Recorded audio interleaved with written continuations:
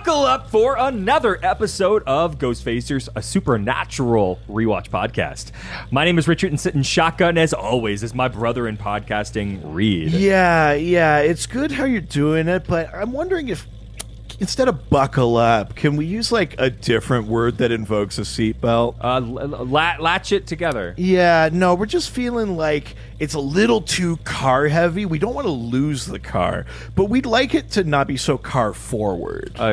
Clip up? Yeah, no, that's still not doing it for us. But you know what? That's pretty good. Can I get a latte over here, actually? Thank you. Yeah, if you could just keep workshopping the word a little bit, that would work great for me. Is this soy? It better be fucking soy. Can we? Let's just get into it.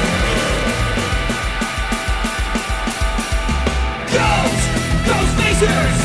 We're facing ghosts! We're others, we're not! We're ghosts! Ghostfacers! Stay in the kitchen when the kitchen gets hot! Ghostfacers! We're facing nightmare! We're facing dread! Ghostfacers! We're facing faceless! We're facing dead! Welcome to Ghostfacers. Today we're discussing Season 2, Episode 18, Hollywood Babylon. Wow. That's right. And we are joined by comedian and host of podcast Rebooted and Nerd Goat. Welcome, Ron Swallow. Hello, how's it going? Oh, we're going pretty good. Yeah, thanks for joining us. I gotta let you know some secrets. So Nerd Goat, technically, not happening anymore. We now have a new podcast called The Greatest Pod. Oh. Whoa. Yeah, we 100% You could take own that this from one. my cold dead hands. Nice. That's amazing. What's that all about? Well, it gave us Nerd Goat. If you knew it, we talked to people about their favorite fictional characters of all time. Yeah. Well, this one is allowing us to kind of spread out a little bit more. So because you were running out of characters? Well, yeah, pretty much. But we are spreading it out. So, like, for instance, we talked about the Spider Clone saga as the greatest entree into better comics. Right. Oh. You know, we talked about Darth Vader as the greatest missed opportunity for a redemption story. Oh, okay. Yeah. So stuff like that, but then we'll still have characters from time to time. We talked about Dracula as one of the greatest villains that led to, culture, like a pop culture phenomenon, basically. Right. Oh, yeah. Because, vampires. Well, the show we're going to talk about, for instance, tons of vampires that wouldn't exist without Dracula. Totally. Oh, absolutely. Totally. Yeah, that's awesome. It's a cool concept, sort of like broadening of the concept. Yeah. I really like that idea. Speaking of supernatural, what I knew that you had a fandom of it. One, because Kyle, our mutual friend Kyle Clark kept telling me you did, but then I also remembered the episode I think they did with Lucretia Lyon on Supernatural. You and I were both like heavily active on the Twitter about that episode, and we had like a lot of questions, and you had a lot to say about everything everybody said, which I loved. I'm kind of curious, like where did your fandom for Supernatural start? Well, first off, I've been reading fantasy novels since the inception of reading for me. Yeah. And I think that led to me liking anything that had to do with, something that's kind of supernatural or any of that type of thing. And then also, I like Buffy.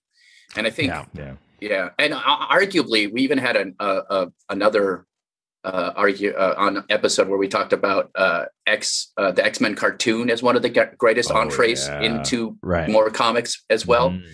But it also was one of the first shows to do a sort of monster of the week, but also have a through line depending on which episode you were watching. Right. And Buffy did the same type of thing. Sometimes it'd be monster of the week. Sometimes it would be part of the plot through line. And I think me liking those things led to when I watched Supernatural, like, okay, well, I like the concept of this show. I'll check it out. And then it was like surprisingly well written and funny. Yeah.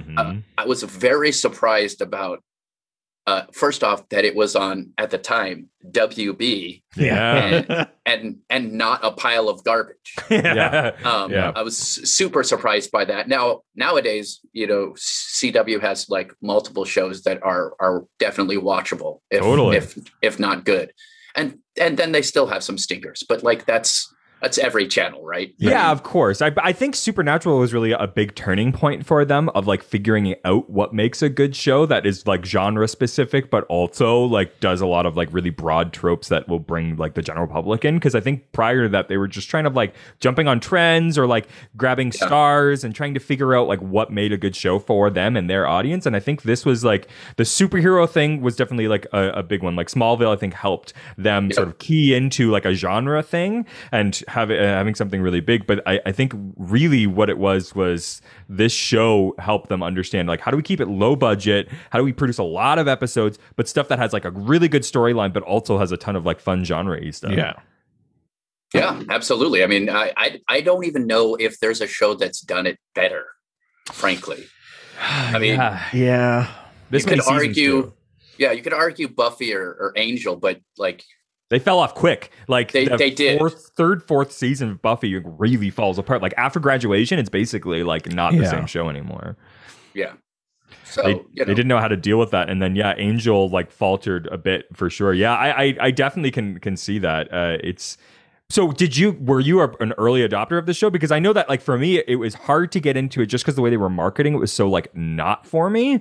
I felt like they were primarily marketing like to like young women and not really like taking the stuff that's good about it. They were just like, I mean, we always go back to the joke, the Hot Guys Hot Show was like a legit ad for that thing. Nothing about supernatural stuff, but nothing about anything of value. Do you know what's so funny? Like I never thought of it as that. I thought about it as about a show with two brothers who kicked butt. Yeah. Right? Yeah. That's how I thought of it. And then I went to my first Supernatural convention. And it was me, 500 women, 22 gay dudes, and like maybe one other straight guy. Wow. It was just like, I was talking about the wrong place. This is because these dudes are hot.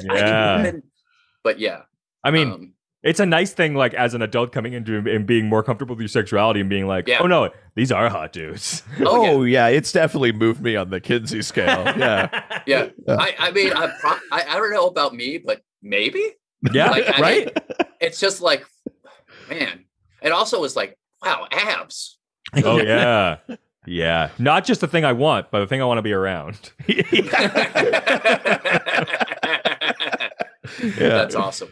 I had the same feeling. I think I was married at the time.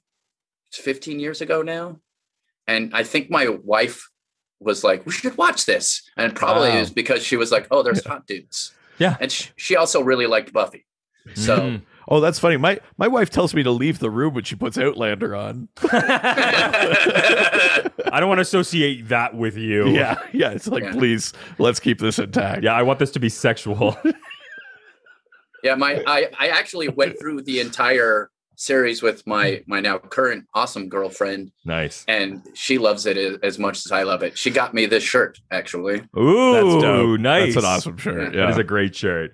Oh man, that's I love that. I love that you still are such a strong fan. Like, did you really like get to the very end, like watch with the whole series as it went through? Oh yeah, I watched every single episode, and eventually, as they came out, to a point, because I didn't have cable, so it was like however long you had to wait to get it on Netflix. Yeah, totally. Right. So, and the CW app I now have, but not strong. They need to get it together. Yeah, they're not organized. That's one other thing we don't get in Canada. Yeah. Unfortunately. But I am looking forward to in like 2 weeks, I think the full series DVDs get released. That's right. I'm very, very excited. All those nice.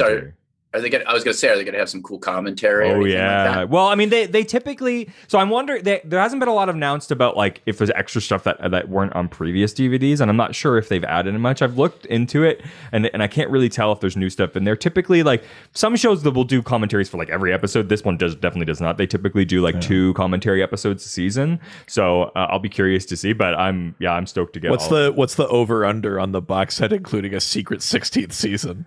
Oh my gosh. I mean, if there isn't a comic book made of Supernatural, they're fucking up. So they did it. There's been a couple of little 6-issue DC put it minis. out. DC has done them. Yeah, but nothing like super extensive and there's a nothing few books. ongoing. Yeah. Smallville got more. Yeah. I'm actually treatment kind of than, surprised it yeah. didn't, because it seems like it's primed for something like that. Yeah, it absolutely is. We're about to have a visit from my friend. Oh, little kitten. Yeah, we're on Zoom, guys, so you probably can't see this, but my cat just walked by. I'm releasing just that clip. I'm basically talking into her butt right now. Yeah. Which is, that's typically how you record podcasts. So. Cats have a knack for that. Yeah. All right. Well, let's start talking a bit about the actual episode this week. This one aired April 19th, 2007. Wow. It was written by Ben Edlund. Huge writer, obviously. Directed by, again, Phil Screecha. I mean, he's got his name all over this season. This episode was viewed by an estimated 3.25 million viewers. Nice. So, that's pretty solid. Straight down the middle. Yeah, it's a good one. But let's get to our favorite part. Sure. International titles. Right. So it's Hollywood Babylon in English. Yeah, it's taken from an infamous book by Kenneth Anger that allegedly exposed the steamy underside of Hollywood and many famous people in the movie industry. It was banned in the U.S. for 10 years and the subject of lawsuits, as most of its material was poorly sourced. Of course. Amazing. Yeah. But Hollywood Babylon. So it is based in some sort of media that's existed already. Right. So theoretically in other countries, you could be like, well, that's a book. We can just name it after that book. Yeah. But that's not the way countries typically do there's that. no way that's what they did. But who did, right? So we've got Germany and Poland. They went Hollywood Babylon. Hollywood Babylon. They had the same one. Okay. But Finland. The Finns? like haunted film.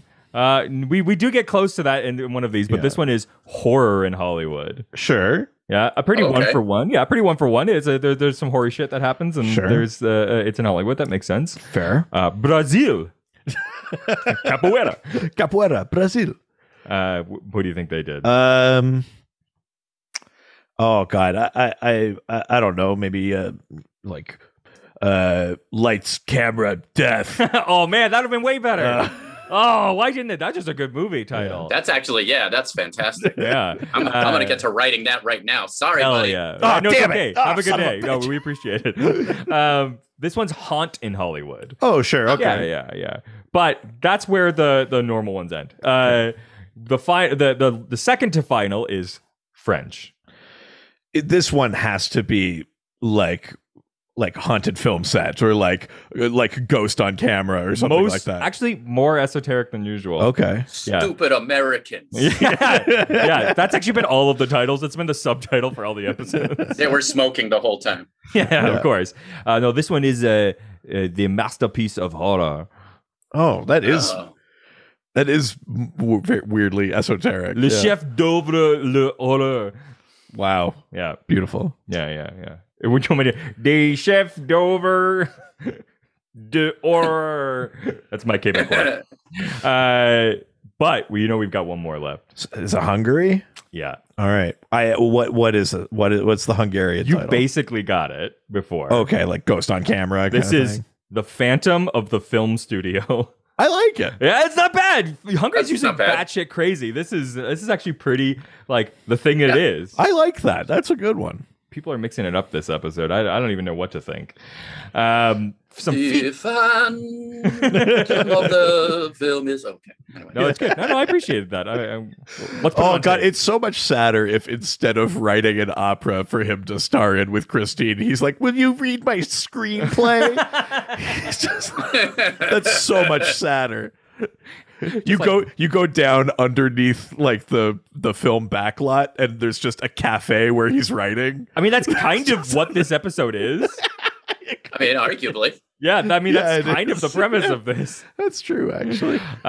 Some featured music for this episode. The first song is Green Peppers by Herb Alpert and the Tijuana Brass. Sure. I mean, that feels like a name I've heard, but I also have never heard. Yeah. I like it, though. Herb Alpert, I think, is a famous musician, but the Tijuana Brass, I mean, that's just a great name. It Yeah. feels like a drink that I want. A Tijuana Brass. Yeah.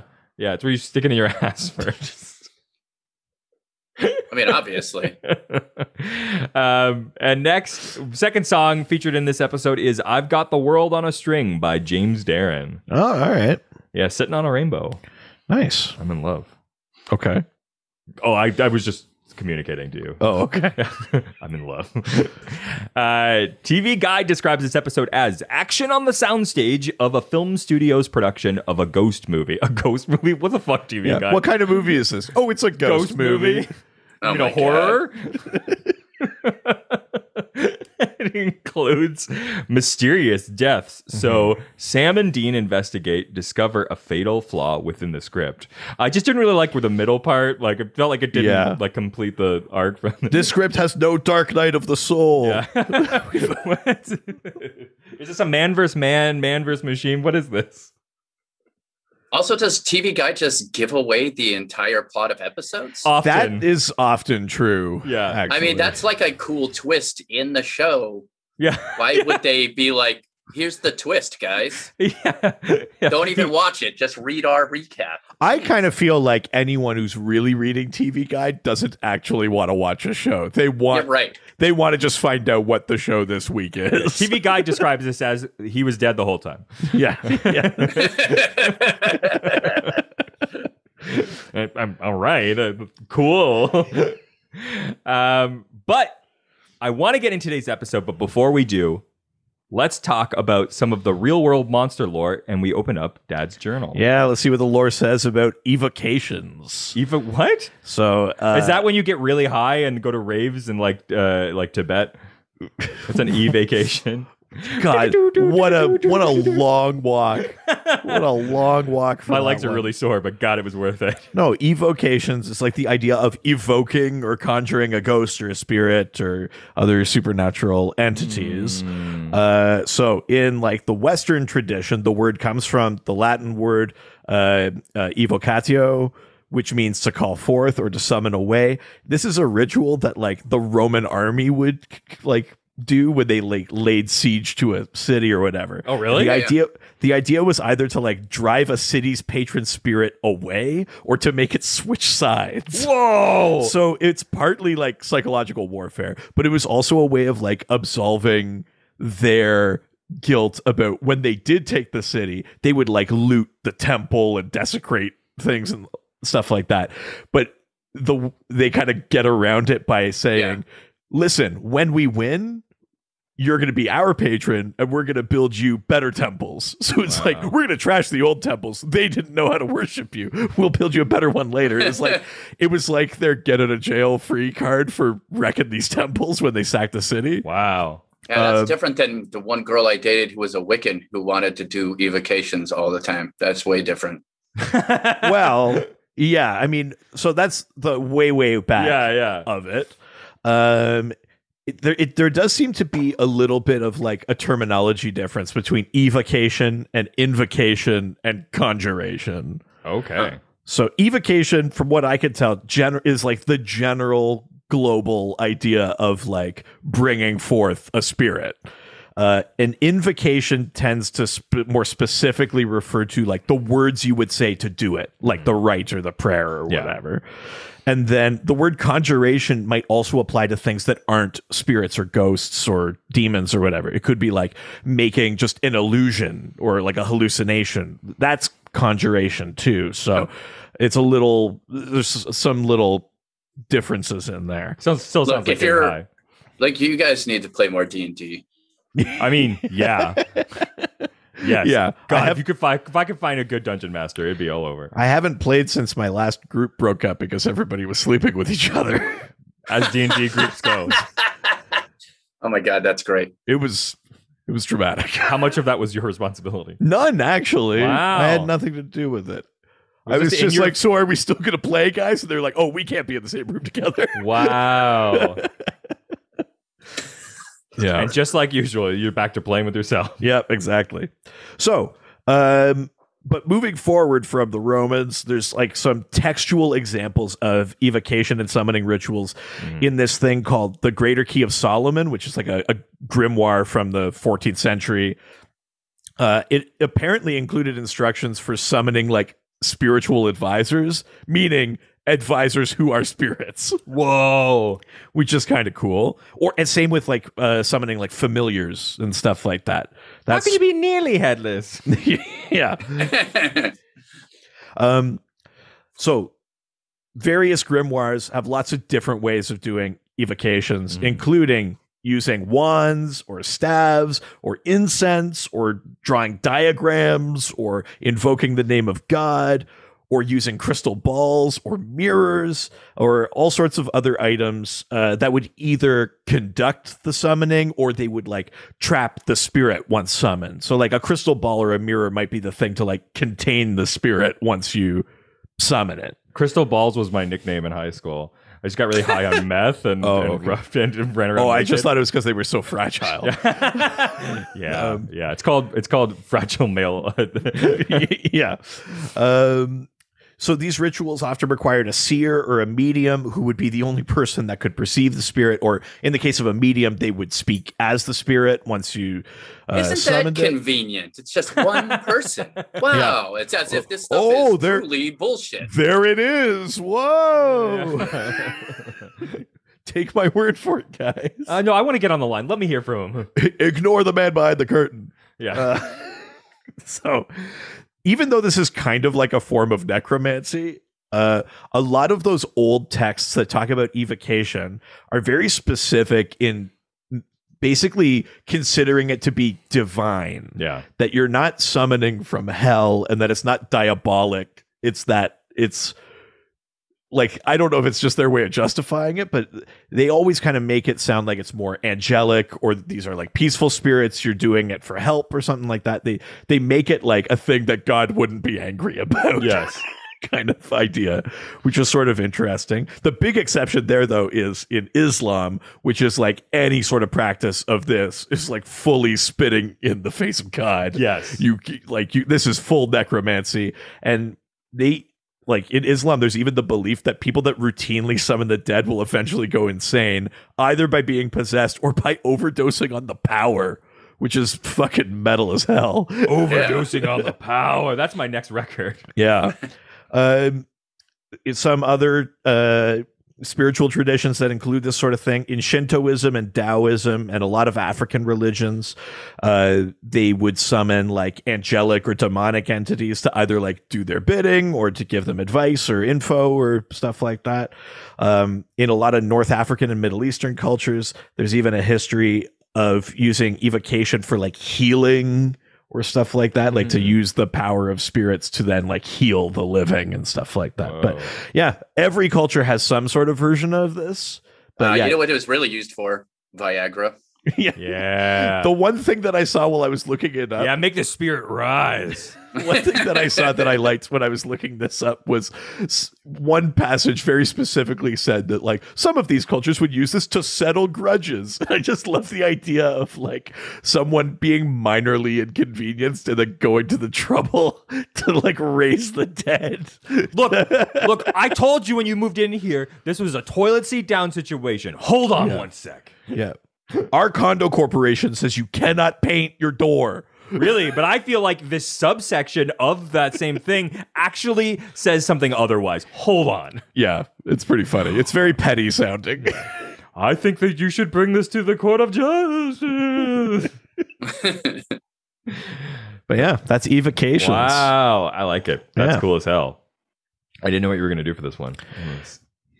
I keep you guessing. You're on my toe. I never know what's going to happen. Yeah. Well, with that, why don't we actually start walking through today's episode? Let's do it. Because I was very excited for this one. Yeah. This is one of my favorite episodes. Period. I had very, very fond memories of this one. I was looking forward to getting back. Well, there's a ton of really cool facts about this episode as well. So, cool. So we begin this episode outside of an eerie cabin. First fact already. Okay. This eerie cabin is actually the same one from 2 episodes ago, season 2, episode number 16, Roadkill. Same cabin. Oh. That's so cool. Yeah, very cool. I was wondering if it was the same one as the Tulpa one. I know. I thought so too. I thought it was maybe that one. But you know what? It's not a Tulpa. So we're focusing on a rickety swing. Suddenly there's a woman walking, frantically moving around with a flashlight. It feels very much like your standard Supernatural episode at the beginning, right? Like you're like, oh, something bad's going to happen. Like, Do you know what's kind of brilliant about this episode? And we're going to talk about this a lot just because of the setup of the episode. Yeah. But what I love about this is as you're watching it, you're like, is this just an episode with like a kind of bad day player?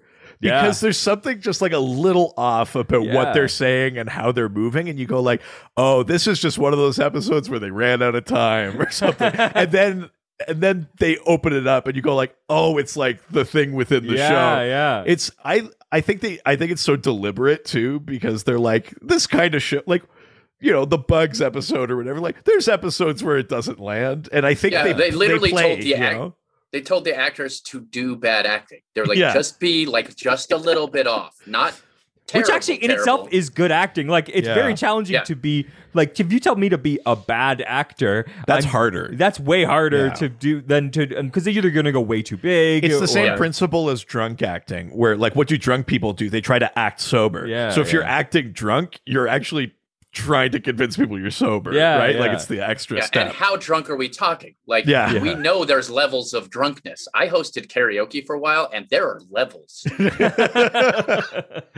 What do you like? Is there a song that you know that someone's once they get to a certain level of drunk, you're like, oh, this is like, well, it all depends.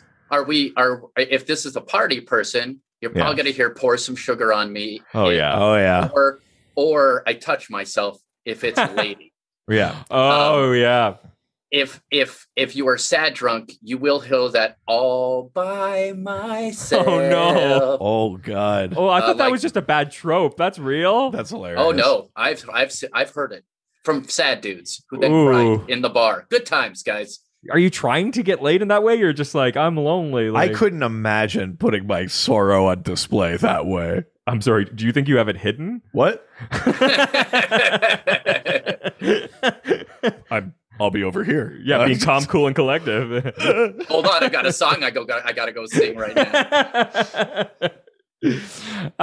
So the woman suddenly is walking frantically, moving around her flashlight. She calls out for her friends, and then you see a great move, like an Evil Dead situation. The camera moves up. You see the hand grabs her, and it ends up being not a monster, but her friend. A good fake out, classic 90s like 80s horror movie trope. It is very classic. I can't remember what the friend's name is, but she's Brody. doing the like, she's Brody. She's like looking around. Brody says that all their other friends are dead. He wants to leave, but she refuses because Brody's at a fucking 11 too. Yeah. She's looking for her sister, and then Brody just bails on her. She's looking around a bit, and then we get another. Now the camera's really rushing at her. Very much Evil Dead movement right there. And then she sort of turns around and gives a very like lackluster scream. I mean, it goes on so long. So good. At first, you're just like, she didn't nail it, and then again, it just keeps going, and you're like something's away. Actually off here. And you're like, wait, what's going on? And that's when we pull back and we see that there's actually like a film crew in front of her. Which is like the first time you see that. Like, do you remember watching that the first time, Ron? Like the when you're like, oh wait, this isn't like a regular episode. Yeah, I totally left an outlandish amount. It's hilarious. I also like, we haven't quite gotten there yet. I like that the director is meant to be McG. Yes. And that they find an actor who is both very recognizable. And like looks just like McG. He's in lots of other stuff, but he also looks just like McG. Yeah. Very funny. Yeah. So what we then see this camera crew filming her, and she looks disappointed in herself. The director calls cut, and we find out that we are actually on the set of a movie. Hellhazzers 2. Hellhazzers 2, The Reckoning. Yes, I apologize. The Reckoning. Yeah. So 90s. I love it. The director asks to talk to the actress and asks if she can redo her performance with more emotion.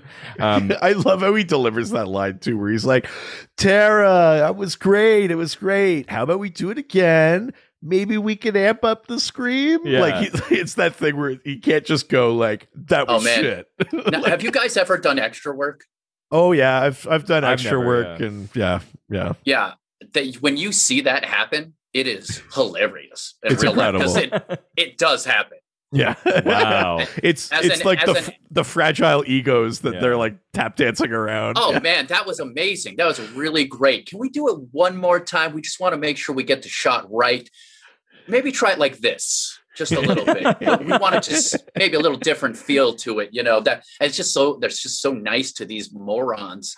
And I actually did a commercial one time, not to go on a side thing, but please. I did a commercial and it was for Arizona lottery. And I literally had like a line in it. I think it's literally one line. Oh wait, I remember that.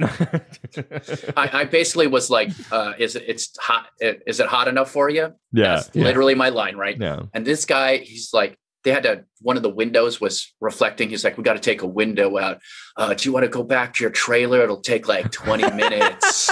Yeah. And I'm just like, no, I'll wait here. And he's like, I just didn't know how you worked, man. I just want to be, and I'm just like, and I am nobody. Yeah. I mean, Siri. Do you know what's funny is I had a similar kind of experience. You remember when I shot ads for like local thing up here in the Yukon and we are nowhere. Yeah. And I shot some ads and even those were long days and they'd be like, you're doing great. You're doing great. We gotta fucking deal with this wind or like they were taking it. So like, it's good that they're taking it seriously. Someone should. Yeah. People are paying money, but it was kind of funny where it's like, but when you go to film it, it's like, okay, can you run around the hot tub with the duct tape? And it's like, all right. And you go That's awesome. Anyways.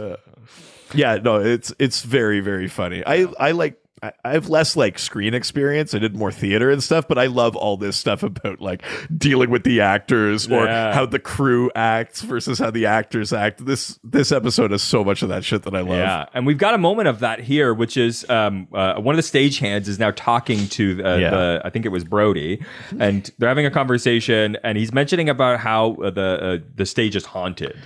He's just like, I'm just coiling this rope, this wire right here near you. Some say that the film is haunted. Yeah, it's been 50 years since the last time that this happened. It's very forthcoming, the actors kind of laugh at the guy, and the actress then goes off to practice her lines alone on the set. Yeah. She's next to a water tower, which is from episode 8 from season 2, Crossroad Blues. It's the same water tower. Oh, interesting. Yeah. I'm digging that. Yeah. She feels like she's being watched, but nobody seems like they're around. She goes to investigate the noise, and as she looks up, she sees that a stagehand hung from the ceiling. It's the same guy, right? It's supposed to be the same guy. Yeah. So she then gives a real scream. Yes, and then it cuts to the quote unquote Mick G, and he's going, "Now that's what I'm talking about." I remember watching that and going, I wonder what he thought afterwards when he found out someone was dead, but he already knew. Yeah. He's like, how can I kill He's just someone? going around, he's like, please tell me we were speeding. Yeah, I know. Like we'll dub the scream over. Yeah. Like, please tell me we got that. Yeah. Or how do I kill a guy so that this will happen again? Okay, someone else needs to die so we can recreate that. We now cut to a backlot tour. The boys are sitting in a tour cart. Yeah. I love this. There's a lot to be said about this. Okay? There's a lot happening. So the tour guide says that they are passing the place where Gilmore Girls is filmed. Yeah. And it's right on Padalecki's face. Hilarious. Yes. If they're lucky, they may get to see one of their stars. The look on Jared's face is so funny because there's the look of like, hey, oh shit, I'm one of the stars. I can't be there, but I'm also on this show, but I'm also not that actor because I'm actually supposed to be this real person. Like, there's so much that you see. A lot of things happen on Sam's face there. It's so like, oh shit. So and also for a moment, you also almost read the like, oh, I could go check out the Gilmore Girls set. Yeah. So if those who don't know, Jared Padalecki had a starring role on Gilmore Girls, playing a character named, ironically enough, Dean. At this point, Sam Winchester looks uncomfortable and basically just leaves the tour bus. Near the end of the shuttle tour, that Sam gets off the tour cart, and Dean's like, "Can we finish the tour?" Near the end of the shuttle tour, the guide mentions the set for Lois and Clark: The New Adventures of Superman from 1993, which is a likely nod to Jensen Ackles' prior role on Smallville. Yeah. Which is funny, but yeah, Dean follows. He says that he spots Matt Damon, who Sam corrects as a janitorial staff member. Yeah. Who then Dean rebukes as he's probably preparing for a role. That was so chunk, good. It's such a good chunk of lines that happens really quickly. I love. You forgot the chubby kid eating the ice cream cone. Oh yeah, of course. Yep. Good There's fat the chubby eating kid ice cream. eating It's the always ice funny. cream. I love the idea that Dean is so convinced that it's Matt Damon that he's like, I know Matt Damon already did a undercover janitor role, but I bet he's doing another. Yeah, it's like his thing. You know when you get caught into a thing as an actor? Yeah, he's typecast as janitor. Yeah. They search for stage 9 and begin arguing about how this doesn't feel like a Hollywood vacation. Dean mentions that he wanted to come to California for swimming pools, movie stars, lines from the theme song of the Beverly Hillbillies TV show from 1962. Sam replies that it is not swimming pool weather as it is practically Canadian. This is, of course, in reference to the fact that Supernatural is not filmed in LA, but is filmed in Vancouver. Yeah. Yep. Yeah. I like...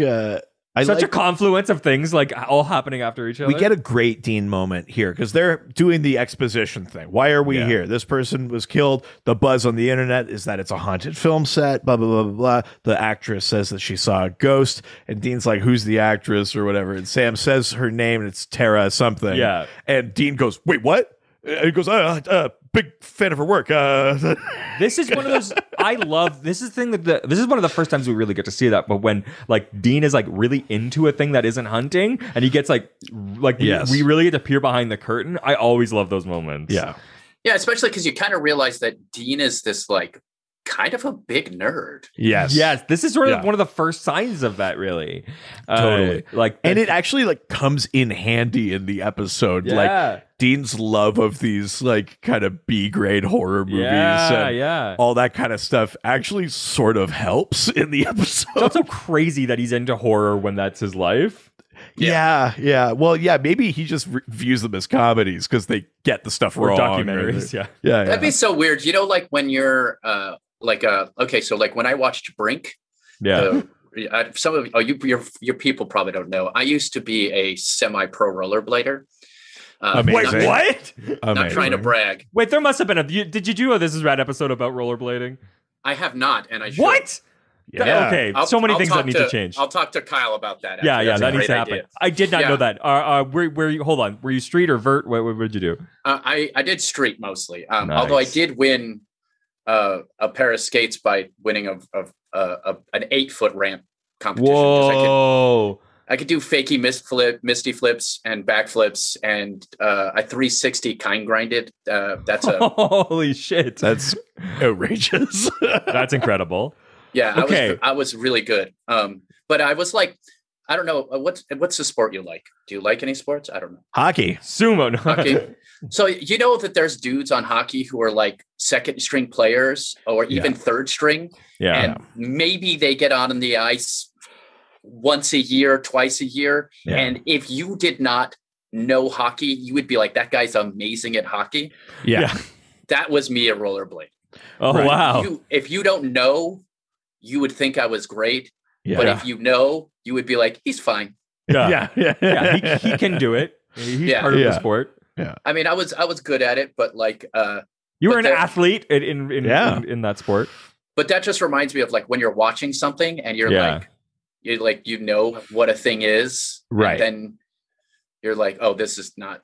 Oh, that's anytime someone plays a guitar in anything, and I was always looking to see their hand movements. I'm always like, you are not playing those chords. That's I have a feeling that Dean watches horror like that. He's like, ugh, this is not accurate. That's not how demons are brought to the earth. Vampires don't do that. This is ridiculous. You forgot your salt. Yeah. I mean, that comes up in this episode. It does come too. up, yeah. So Dean says that they need a vacation after what happened with Madison from a previous episode.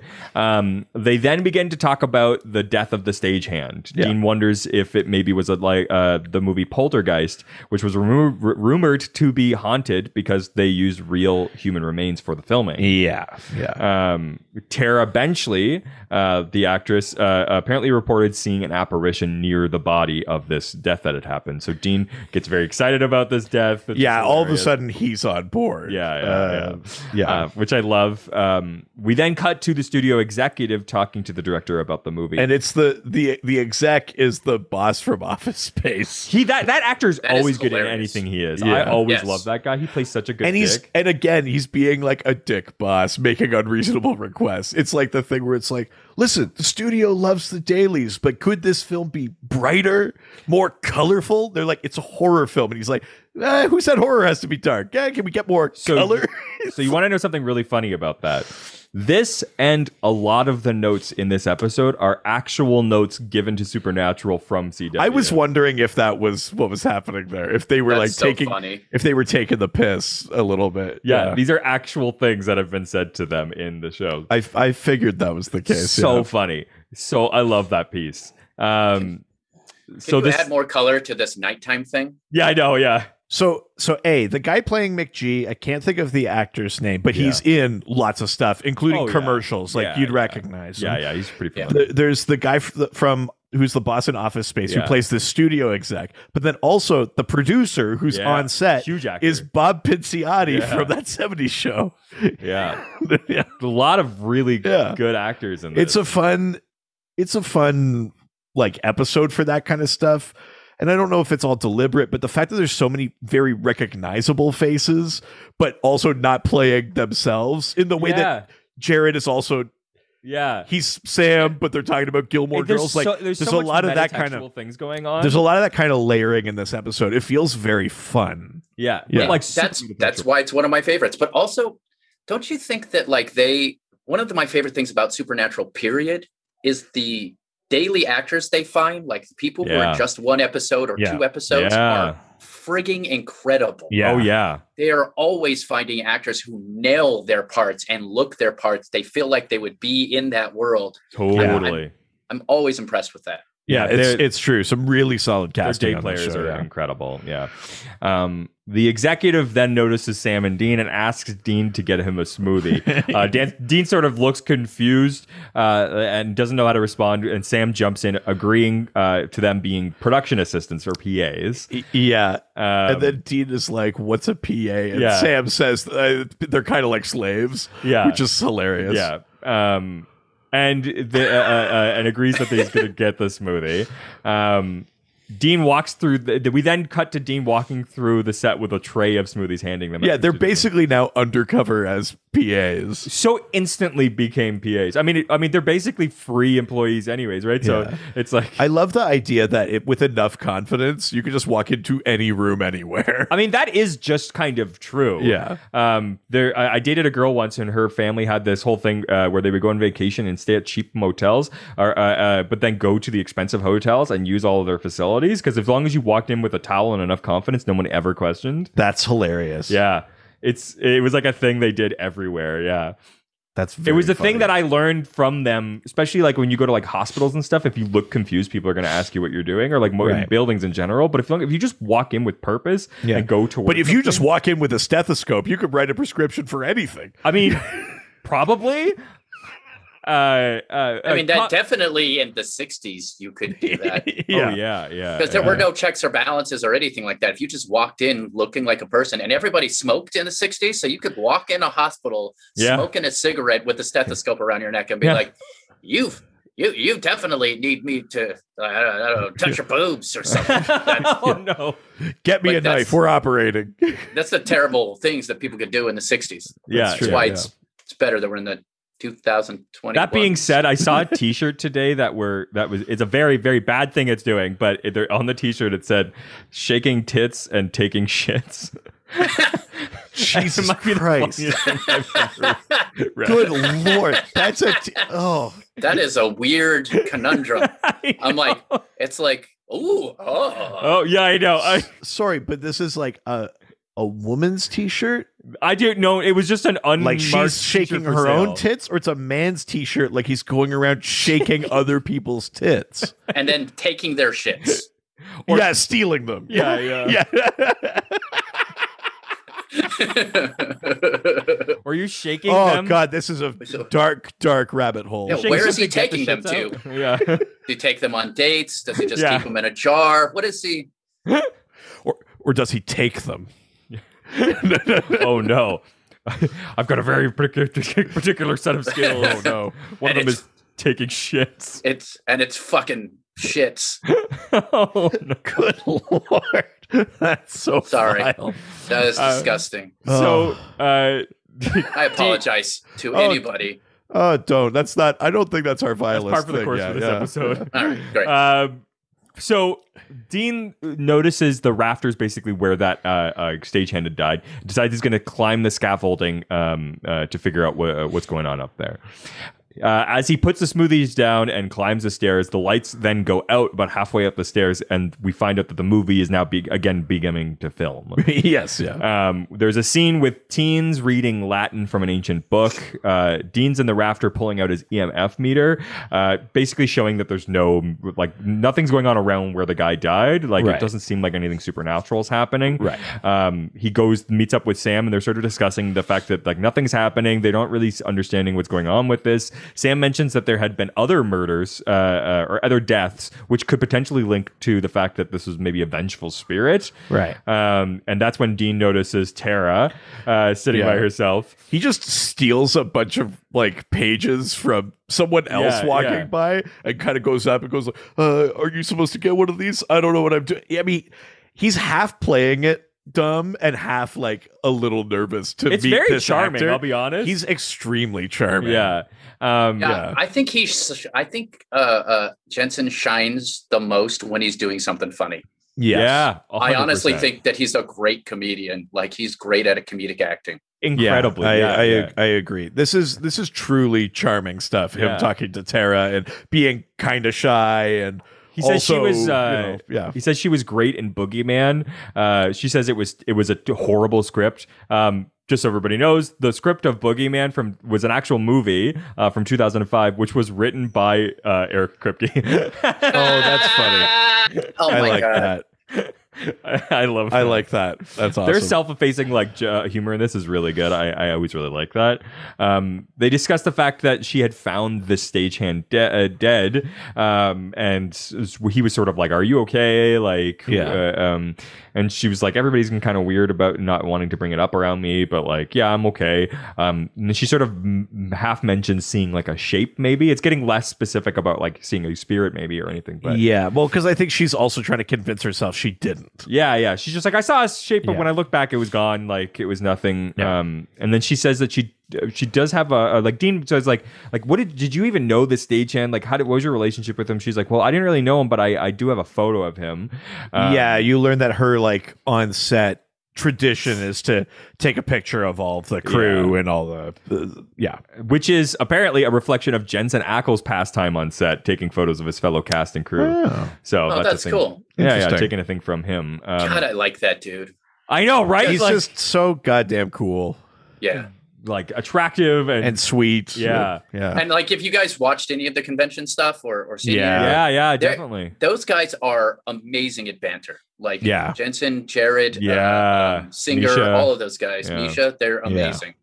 They're really good together. I mean, and they understand their sort of value in this situation, in those situations, and their role and Yeah. responsibilities. I think to the fan base, like it's the thing that the show is great at in general. Is And that, like, I don't think appreciate the fan.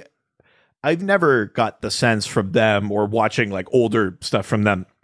It feels like they never hit that thing where they resented it. Like, you know, No. you hear those stories Nope. about like, Shatner and Nimoy had those phases where they resented how associated they were with Star Trek, and then they eventually came around because they were like, "Oh, it's the best thing that ever happened to me."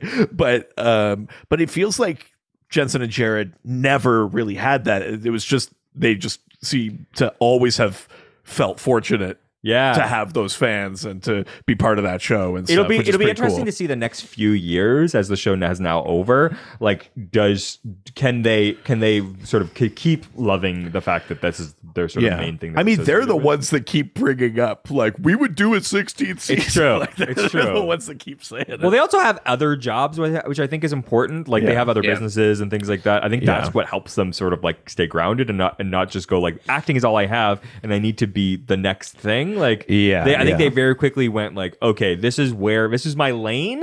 If I can get other cool shit, I'll do it and I'll push for it. But I'm not like, I still know where my bread was buttered. And that's true. I'm not gonna forget that. I think it's great.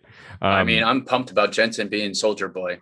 Oh yeah. Oh god. Between that and him voicing Batman, I'm like, I know. Holy Come shit. That trailer. oh yeah. Good lord. Yeah.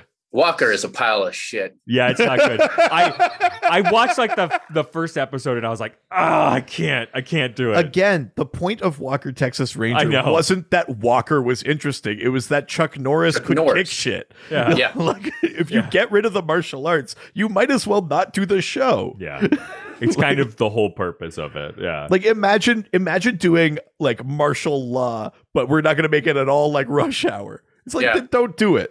Imagine making Karate Kid just about a guy a kid who after school went to a community center. That's it. Yeah. Yeah. He saw karate. Yeah. Yeah. He's Wow, in that's the, great. He's Wish I could in do the that. audience. Yeah. Yeah. He just loves it a lot. He just keeps going. It's literally every 10 minutes. It's just him at another karate tournament. With some random guy that lives in his Yeah. apartment building that has a little too close of a relationship with him. Listen, I love Jared, but like, what a miscalculation. Of what he is, where his value is. But also, like, just learn a little karate. Put it in the show, even if you're not a black belt. Just do the karate. Yeah, Like, yeah. Or get a Jesus. good stuntman. yeah, it's just it's Yeah. so silly. People don't want Walker because of its dark past. I loved the character. Yeah. Like why call they must have just like had the publishing rights to Walker Texas Ranger. I think Chuck Norris he owns the license or whatever. Like he had to be like, yes, like this is the spiritual successor to my work. Yeah. It's So weird. so silly. I don't know.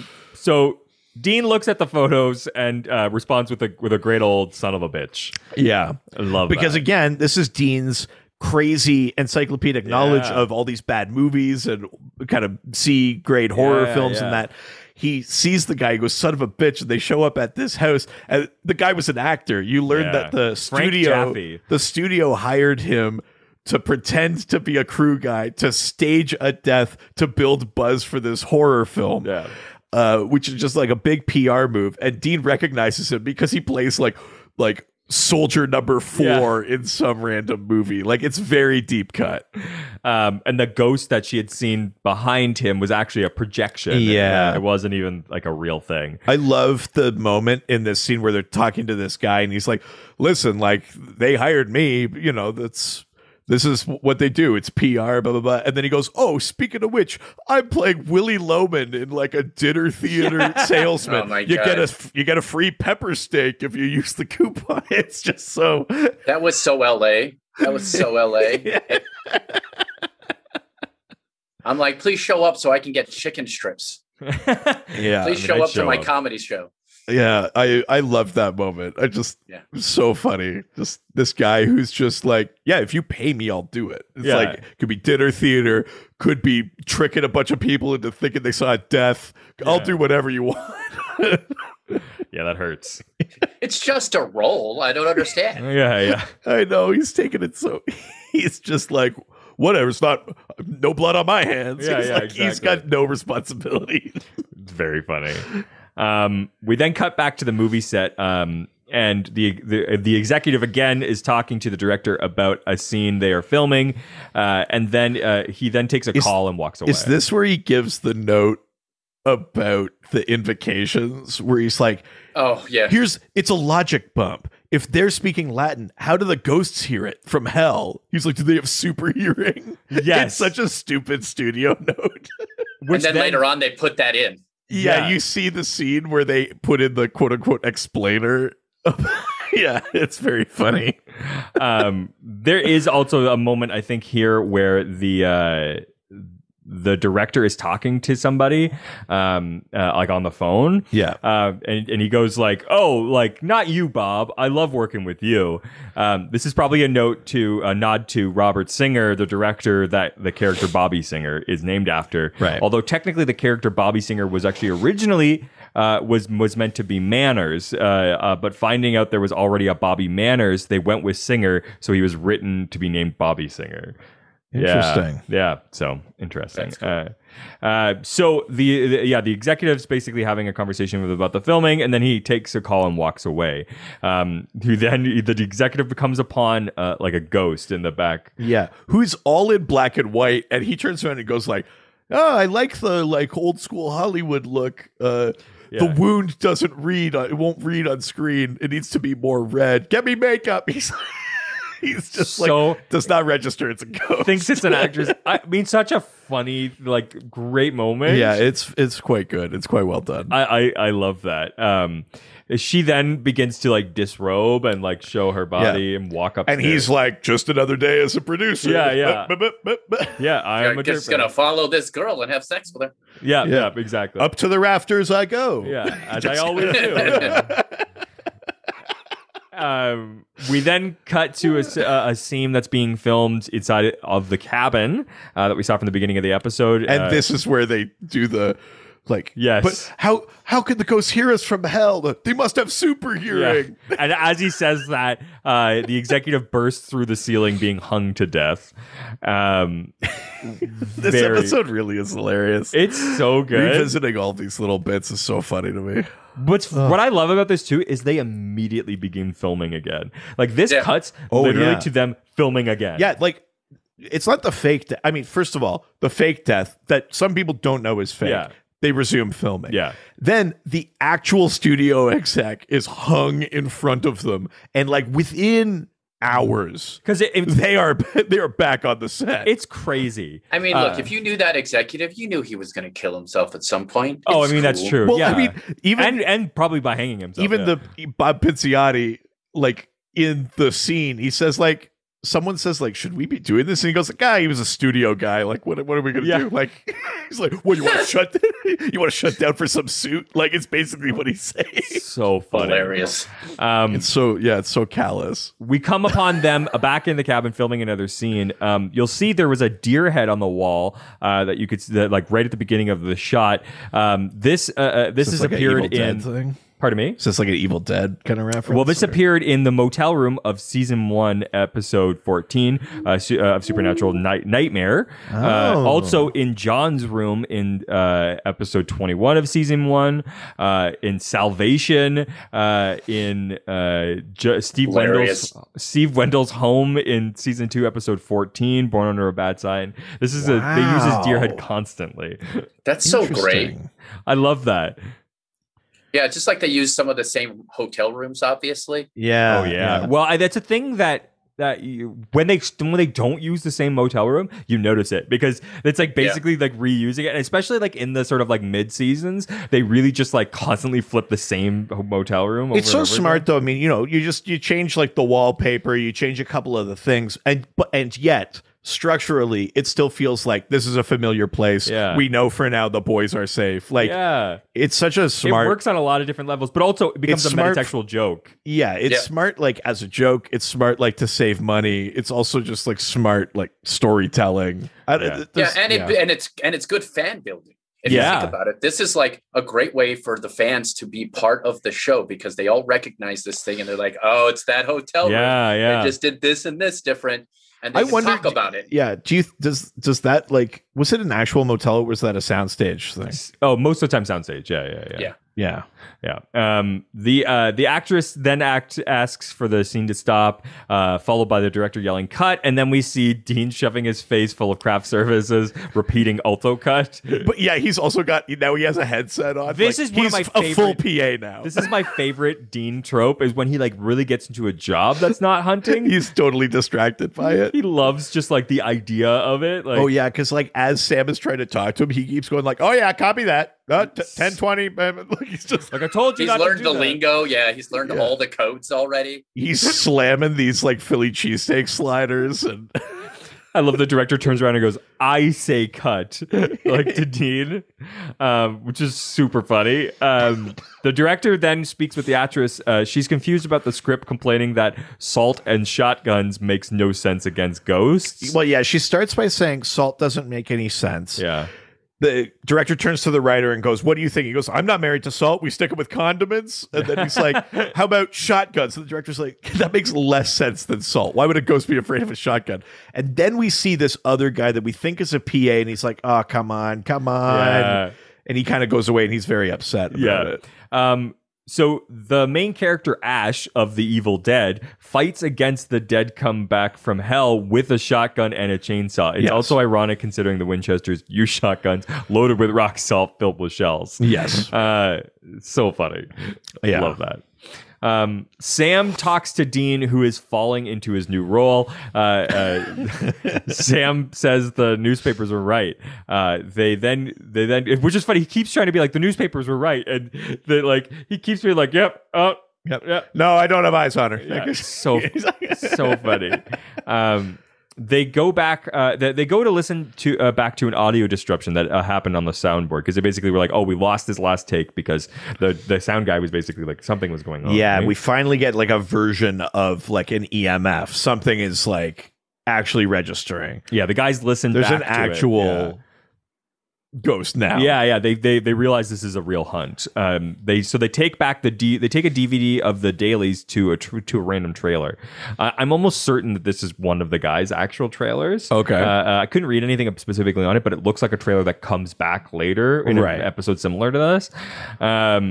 As Sam and Dean are walking through the set, though, to go to the trailer, at about like 20 minutes and 42 seconds, they pass a lady walking a cart of clothing that looks awfully familiar.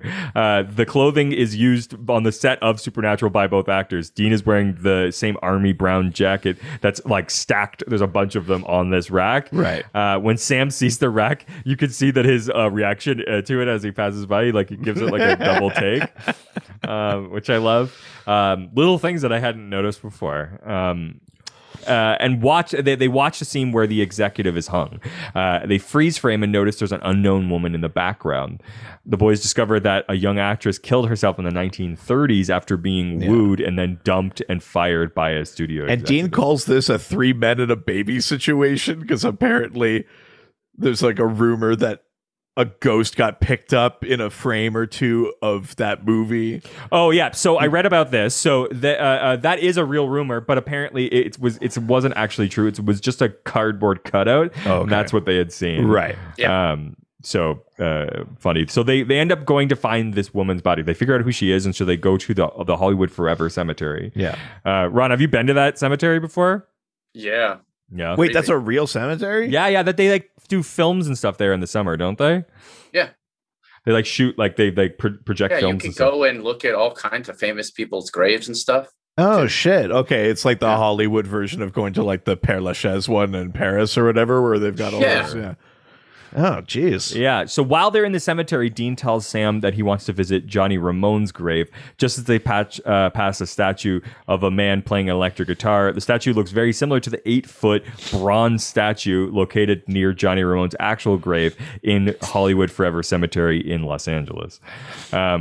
We cut back to a producer complaining on the phone in the set. The boys salt and burn the actress's bones. Pretty standard stuff.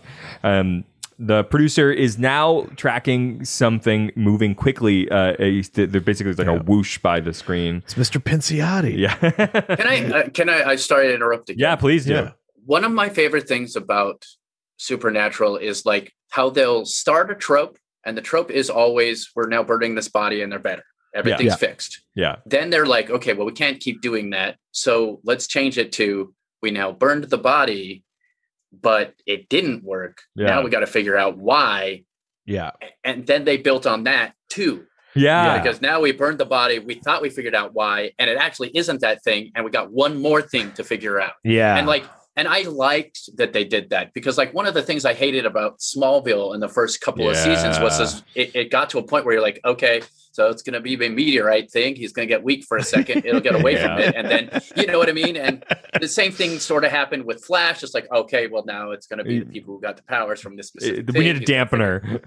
Yeah, Cisco will make us something dampener. Yeah. It's, it gets to a point where you're like, okay, this isn't good. But like, Supernatural could have tried to just do that same thing for 5 years. And instead they were like, nope, let's change it up. Let's switch up the way this works. When we do a ghost episode, we can't just do the exact same thing over and over again. Exactly. So, Yeah, it's true. It is very smart. They're constantly aware of what you're either the questions you're asking or the things you're thinking, and then building upon that, which is it's so smart. So the producer sees a man who he confronts and is heavily disfigured. So it's basically this guy who's a giant gash on his head. His head kind of looks like Glenn in Walking Dead after the a giant fan turns on and the producer is sucked in. It's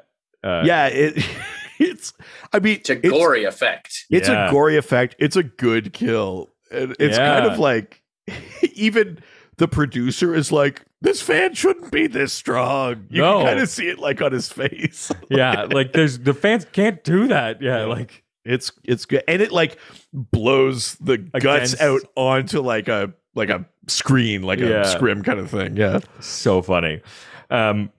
So we now are back in the trailer, and but it immediately cuts to. I love this. This is so not needed in this, and it's great. They cut to a trailer for Hellhaisers 2.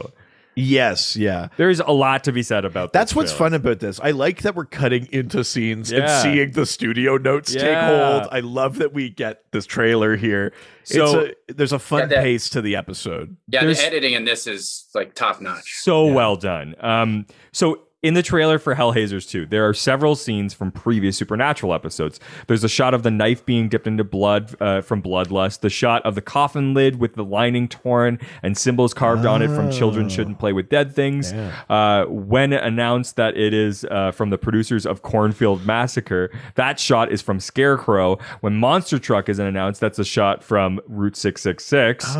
The director we talked about before is McG. In the trailer, they say McG was also the director of Charlie's Angels and Charlie's Angels Full Throttle 2003. This is a nod to the Supernatural's executive actual McG, who was the director of those movies. The crew is then displayed at the end of the trailer and are the actual crew members from this episode. And apparently during this trailer at the sort of very, very end, there's like a "this film is not yet rated" box, which also states that also not yet written, shot, edited, or scored. Oh my God. Yeah, and there's a fake website that's www.hellhaisers2.con. That's hilarious. That's awesome. That's fantastic. So many details that didn't need to be in there. I love that. Love that. So we go to the next day. The director calls the entire crew to tell them that they are actually finally shutting down production, but only for a few days. And it's one of those moments where, again, I really like this, where it's like, it's clearly an inconvenience more than it is emotional. Yeah. And I love like the fake inspirational, the faux like inspirational thing. This executive would have we know we're sad, but he would have wanted us to finish Hellraisers 2, The Reckoning, and it be in screens across America, and everyone's supposed to go, yeah. So funny. It's very funny to me. It's so half-hearted. It is also a thing that might actually happen. Yeah. It just feels like that is a possibility in some of the Hollywood it has. world. I'm sure it has happened. And I do think, I mean, there's a part of it too where it's like, yeah, if you're the director on a set like the befallen with tragedy, it is kind of your job to keep people's spirits up, or to, you are kind of the person people would look to for that kind of thing. But it's also just funny to see that it's like, you're probably also not equipped to do it. No. Like the idea of like, this person's like, I don't know, this fucking Hellhaisers 2. Yeah. A couple of people die. I got nothing. Like, I assume. And there's probably and a producer who is literally given $1 million straight, like from his pocketbook, to get this movie made. And like he's like, look, I'm sorry that you had people die. I'm not going to lie to you, but I gave you $1 million. You were going to make that film. Yeah. One way or another, this is being produced. Yeah, you do get a lot. Like, I think that's good in this episode is even though they're having fun with it, you also do kind of see like kind of how shitty the process can be, or those different elements in that, which is good because it does tie into what's happening. Yeah. The boys are squatting in a trailer. They discuss the haunting. They begin to watch the dailies, and Sam recognizes the language from the ancient book as real black magic. Yeah. This is the first episode in which Enochian is identified. Sam identifies it when talking to the studio exec about this attention to detail, saying the way that you worked all those Enochian summoning rituals and all the authentic language. And we then find out that he's like, I didn't like that was the old writer. All that nerdy shit. We cut all that shit out. Like, they go to talk to the writer and they're like, we love it. We love all this shit. And then he's like, oh, that's the boring crap. I cut 90% of it to make it watchable, 10% to make it more interesting. He's a real shitty kind of dude that is this quote unquote screenwriter. But we find out that the original writer, the guy that we had seen sort of in the corner in that one scene about the rock salt, is the actual original writer. And Sam and Dean get a copy of the original script somehow, and they're reading through it, and Dean's like, this is actually pretty good. And Sam's like, except that it's basically like a how-to manual for summoning and controlling spirits. Yeah. He said it's like 100% accurate. Like it's right. Like crazy. So they confront the writer, Martin Flagg, who admits that any authentic rituals in the script are all that remained from the original script writer, Walter Dixon. The original writer, John, and the new writer, Walter, meet up.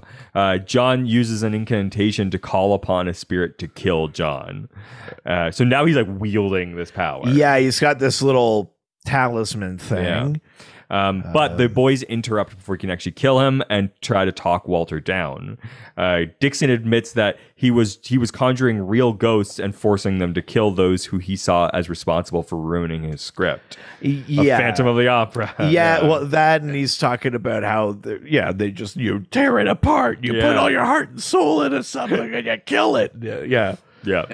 I do love that, like the ego it takes to be like, I have to kill these people. There's no other choice. I've got to summon a ghost to murder. I'm not going to murder them with my own hands, but I will use magic to do it. I mean, there's something kind of fascinating in that you are meant to feel for Walter to a degree, but it's also like, even Sam goes like, it's a movie, man. Like who gives a shit? Like, write another fine. one.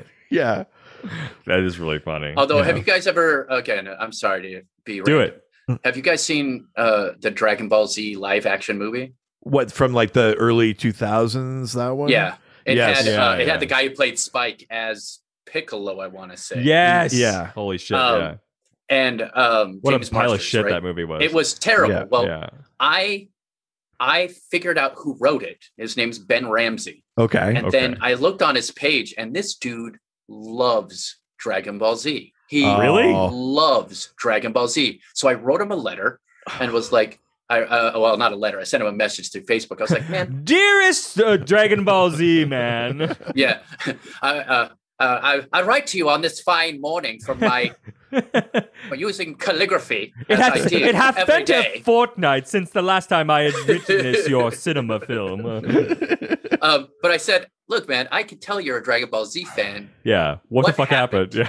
And he goes, I got to tell you, man, when I first wrote this, it was pretty much like not a word for word version of it, but like a pretty true telling of it. And he's like, I had 6 producers come in and be like, we need this, we need this, we need this, we need this. He was like, I almost took my name off of it, but they said if I took my name off of it, they wouldn't pay me. Whoa. So he. I'd love to get that original script. Yeah, I'm super curious about it myself. But it's so heartbreaking. Yeah. So there is some of that that happens in Hollywood. And so when that happened, did he get all the Dragon Balls and wish for the studio execs to? Yeah, he didn't try to like summon Goku to punch him into a mountain. You know, Yeah, like, the giant dragon's just like, what is your wish? And it's just like, this fucking producer. Yeah. I want to take my name off this. Yeah. Doesn't even wish for it to be better. It's like, okay, and still fine. get paid. Yeah. Yeah. No, that can't happen. I've got a lot of ability, but no. Look, there's a contract, and you can't break contracts. I am the dragon. I have spoken. I'm not a legal dragon. I kind of have projects in the works with some of these people. I kind of don't want to get involved. That's incredible. Look for Dudley coming this weekend.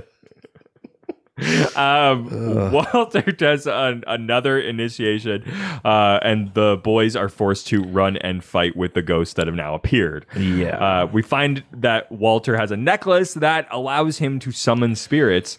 Sam chases Walter, who then destroys the amulet, which Sam says was a mistake. So this is a thing that we saw in the first season with the Reaper, right? Yeah. People controlling supernatural things that then get loose. Those things don't like being controlled. Yeah, surprise. So, like, what this writer breaks it because he's like, ha, now you can't stop me. And Sam's like, actually, you're fucked. And all the ghosts, like, rip him apart. Oh, yeah, it's brutal. It's pretty good. The piece that is missing in there is that for a bit, all of the spirits that he summoned go invisible. And so Sam takes out his phone, and there's sort of this thing where Sam is holding the phone up, and he goes, Dean, shoot there. And Dean shoots. And then later we see that, because the writer is with them. Yeah, the writer. We see that the writer has worked it into the script, and the director's like, wow, this is like, this punch up is great. What a great thing. He's like taken this very real thing, and it's like helping the movie. A TV trope that I always really love is like cell phones that have incredible cameras. Like, only until now do we probably have that same level of quality, but it's like the fucking BlackBerry who's moving around. I love the thing in, like, you see it in like CSI, or you see it in like Bones. Oh yeah, where it's like a security camera, famously low res, and they go enhance, and they pull it up. They go enhance, and like in someone's ring, they get like the reflection of the killer's face or something. Like, I love that shit. That's really good. Since that will never ever happen. No. But also, if you've ever zoomed in footage, guys, it doesn't work that well. There's no enhance. I can maybe sharpen it, but that doesn't necessarily make it clearer. No. So Walter got killed by all these spirits. Undone by his own. And of course, production continues. Oh, yeah. I mean, they don't even have like everybody gather around weak speech for Walter. They just keep going. Yeah. They're like, glad that guy's dead. Now he won't be on set being creepy. Yeah. Thank God we could just make this movie. And of course, we all those pieces are incorporated into the script. Yeah. We then cut to Sam finding Dean emerging from Tara's trailer. Yeah, the last detail we need is Dean. Did Dean get his dick wet? Yeah, Dean goes all the way with Tara Benchley. Not necessarily needed, I don't think. Not needed, and it's sort of weird too because he like leaves the trailer. He and Sam start walking away, and she like looks away like, that was a great shag, and I think everything's gonna be all right. Yes. I'm not traumatized by all of this death. Yeah. Well, that just gives you an idea of how good Dean's dick is. I mean, I do 4 believe people have That's died, and Dean dicked it out of her memory. Yeah. Yeah. If you think that Dean doesn't eat pussy, you're out of your fucking mind. Oh, I mean, He's a master at it. We've seen how Dean eats. That's true. Yeah, you get an idea. She is passionate about it.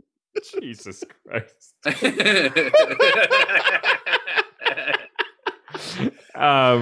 Look, I know that's not a necessary part, and there's a part of me that goes, like, why do we need to even have that? But then there's another part of it that's like, that's just Dean. Like, I mean, it's true. I mean, it is a little button on the fact that we know Dean likes these movies, but he's also clearly enamored of her. Yes. Because that's the thing that gets them to actually work this case, right? And they do show that she is kind of charged by him. It is a bit of a button. And we get that very charming scene from earlier. It's not out of place. It's slightly earned, at least. Yes. Yeah. I mean, everything is earned when it's Dean. Sorry, guys. That's true. I mean, he doesn't really need to earn it. He's Dean. end it there. So Dean does say there's a sort of the end of the episode. Dean says, "God, I love this town," which is Willem Dafoe's character. Buck McGriff says this in the 1988 film Off Limits. Sam and Dean walk off into the sunset together until the sunset is literally wheeled away and reveals that it's just another Hollywood. It's just prop. a matte painting, yeah. And if you look close enough, I want at the one that's behind that where there's like trees and stuff. That is also another painting. Oh yeah, I'm 100% sure. I love that so much. 100% it is. It's just more of a realistic one, but it's without a doubt it is. And that's the end of the episode. That's what a fun episode. A final little button on this. This is the first episode in the entire series so far without the Impala. Oh yeah. Wow, you're right. I didn't even... Oh shit, that's Is that crazy? Weird. Yeah. Yeah, they just probably couldn't find parking. Yeah. They just parked it at the airport and took a taxi in. $20? No. That's incredible.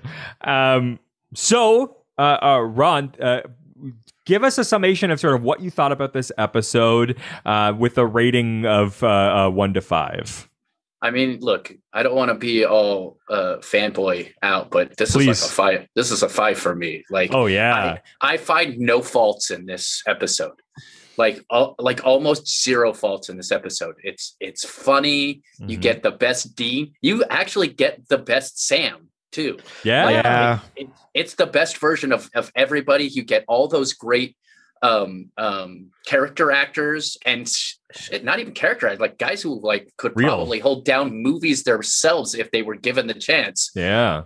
Playing these great roles and parts, and the inside jokes, there's little attention to details, some stuff that I didn't even notice that you pointed out that was just like, now I want to go back again and rewatch it to see that website that you mentioned. Yes. You know what I mean? Yeah. Like that's the beauty of Supernatural in general to me. And like on my show Reboot It, they're always giving me crap about talking about how much I like Supernatural, or I don't know anything about that. How I think Jensen should be in everything. Yeah.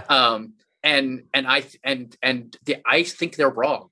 I'm wrong. Saying that Jensen's amazing, and that the guys who wrote Supernatural, especially, look, I understand that some of you might not have enjoyed some of the later seasons as they jumped so many sharks. I get it. They kept jumping it. You can't jump a shark if the next thing that after you jump over that shark, there's more sharks. That's just a continuous like stunt. It's cool as fuck. It was evil, so fun. Evil Knievel over the Canyon of Sharks. Yeah. And for the most part, they never took themselves that serious. No. Yeah. Except for the ending, which they, we'll bring you back on. We will talk about it. And I mean, to your point, 6 years. and to some of the stuff that you were saying all through this episode, the weakest parts of Supernatural are when they don't have any fun. Yeah. As long as there's a little hint of it, then it's a great episode. Like a few episodes ago, at this point, was the shifter one in the bank. There's a lot of tension in that. They don't know who the shifter is and stuff like that. But there's the fun of this guy who's this conspiracy theorist who basically stumbles onto he's real right. conspiracy. He's basically right, and that's the fun, and that keeps that episode working, right? Yeah. And I think as long as there's something fun, the show works. As soon as there's an episode that is all serious, then you go like, it's fine. Or it's good, but like it always feels like it doesn't have all the ingredients. Exactly. Yeah, and this is one of those ones that doesn't have a real effect on any of the plot. And sometimes I like those the best. Not all the time. Sometimes the best ones are plot driven, but like these ones, like just they know how to have so much fun. All the time traveling ones, all of the different the musical one where they're literally kids are playing them. They just know how to have a good time and be scary at the same time. It's just like this episode is a 5 for me. For like I couldn't be happier with it. Yeah, 100%. Yeah, Richard. Yeah, I mean, this is one that I've been looking forward to all season. I mean, this is sort of I would say this is the pinnacle for me, probably this season. Without us getting to the end of all of these episodes and looking at our reviews, this is probably my favorite episode of this season. It's it really gets the recipe right for sure. I mean, you get scary, you get the metatextual thing, which is like one of the first time we're really getting like I mean they sow seeds in this episode of a well they come back to a lot. Yeah, the idea of riffing on like the show of like that becomes like such a massive thing, and it's sort of, I think, maybe built off that they did this episode and they were like, that was fun and good. Yeah, we need more of this. Yeah, I think it really they like figured out something in this episode. They were like, oh, we can make fun of the thing that we love, which I think is an important We can also piece. let the fans know that we're hearing what they are thinking about the show. Yeah. We can comment on the hokiness of some of the scares, or like we could say like, we're also aware, like anything you're thinking, we've already thought. Yeah. And the other thing that they did was they still keep the characters as the characters. You still get a real life Dean. You still get a real life Sam. Yeah. Like they didn't change who those characters were within the weirdness on meta context of the actual show itself too. They expanded it really. And I think like, I mean, I love when Dean gets way too deep into something. I really enjoy that. Like him when he gets a job and is good at it and likes it. Like I always love that. It's it's also a little sad because you get these glimmers of like Dean just could have been like a lifelong crew guy. He could have had a fun. He would have loved it. Yeah. If he didn't have to fucking hunt, if it weren't for fucking John.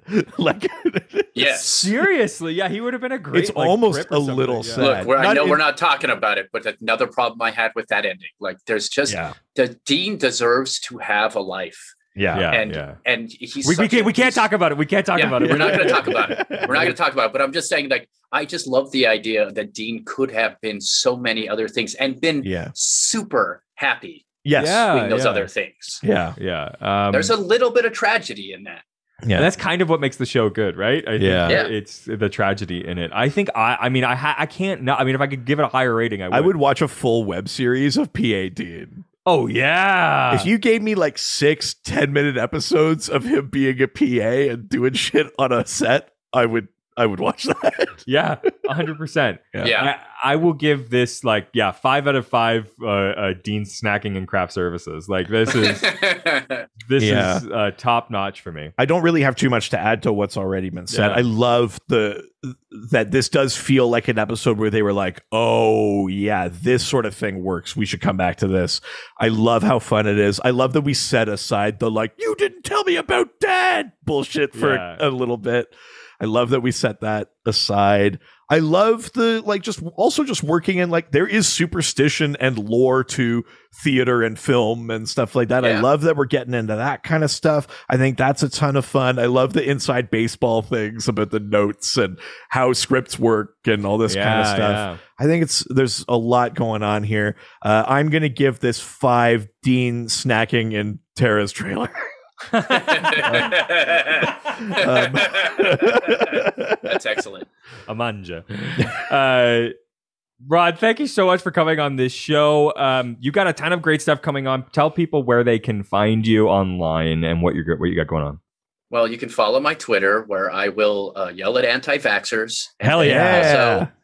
Also, tweet about my cats and the stuff that is like silly to me. Like keep that cat away from Dean.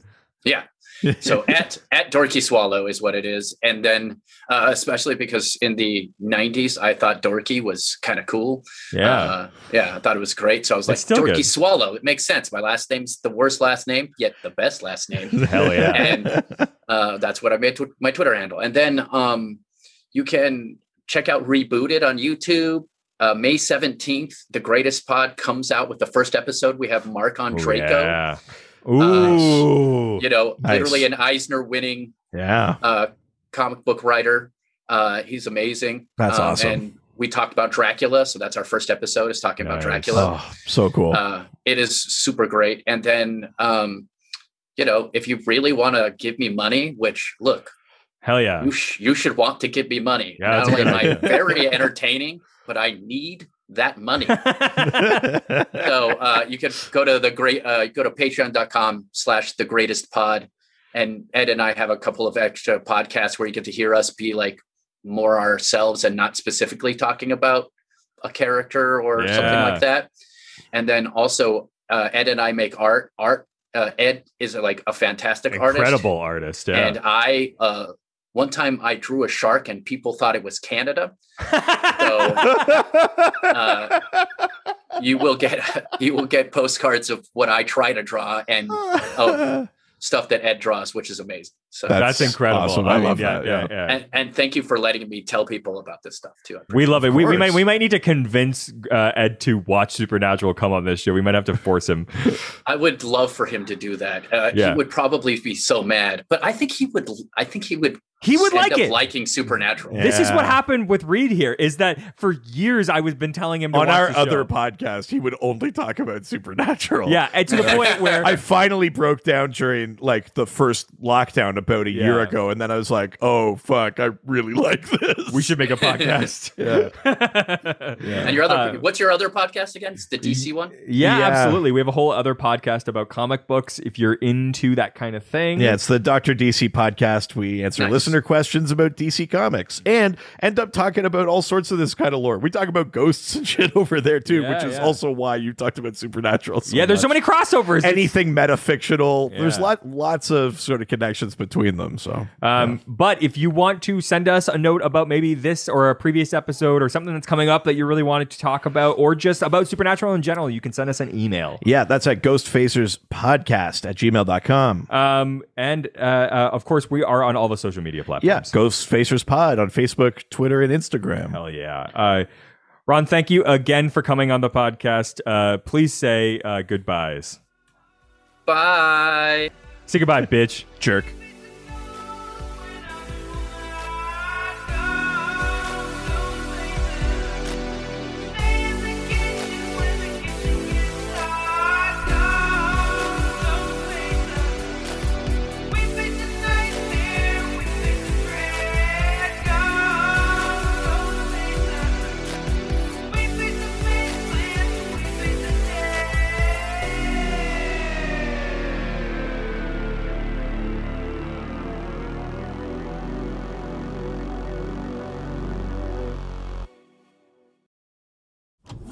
This was a Brain Freeze podcast.